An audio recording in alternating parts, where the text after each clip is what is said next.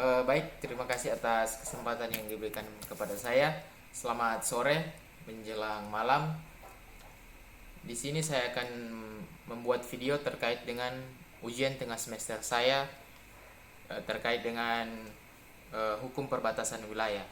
MK mata kuliah hukum perbatasan wilayah. Nah, tugas itu terkait dengan pertanyaan yang kita buat sendiri kemudian kita jawab sendiri. Tetapi pertanyaan itu sebenarnya untuk dijawab oleh dosen saya, tetapi kemudian itu dijadikan tugas UTS untuk kita menjawab pertanyaan kita sendiri.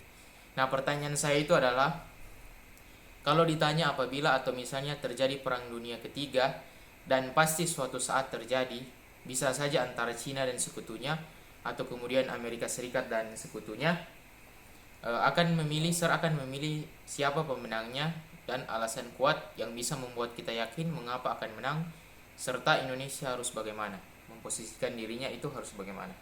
Nah, dari pertanyaan ini kemudian saya akan menjawab sendiri. Nah, kalau menurut saya,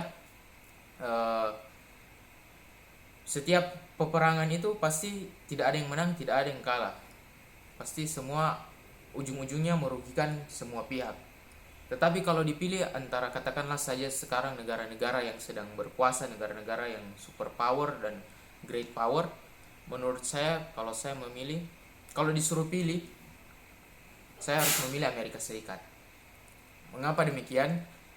Yang pertama, alasan mengapa saya memilih Amerika Serikat. Pertama, Amerika Serikat adalah negara dengan kekuatan militer terkuat di dunia, dengan teknologi yang canggih dan sebagainya, dan ekonomi yang luar biasa, anggaran militernya sangat luar biasa. Terkait dengan hukum perbatasan wilayah, saya kira tidak luput dari yang namanya suatu perbatasan wilayah itu tidak luput dari namanya pertahanan dan keamanan. Kemudian geopolitik dan geostrategis.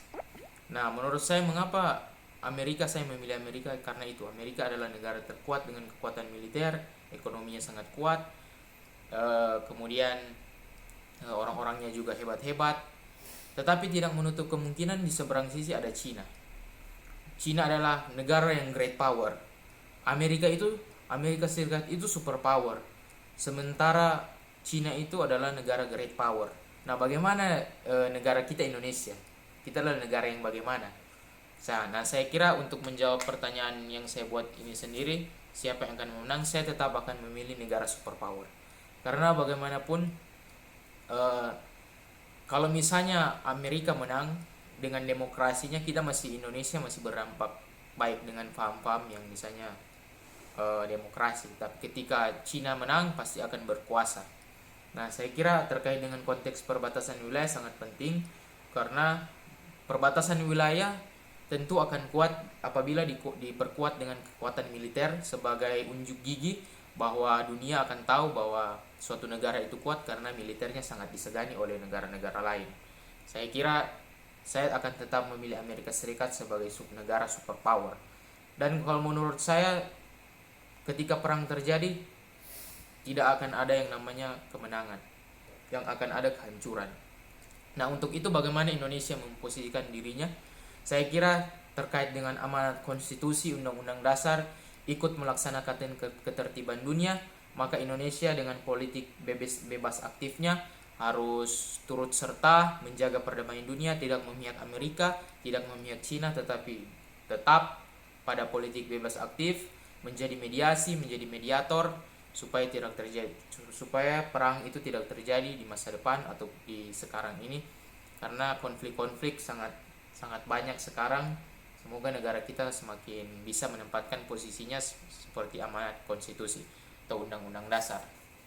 Dan kemudian kalau menurut saya, pejabat-pejabat kita harus juga semakin paham bagaimana negara kita ini mau dibawa kemana, apa yang menjadi rule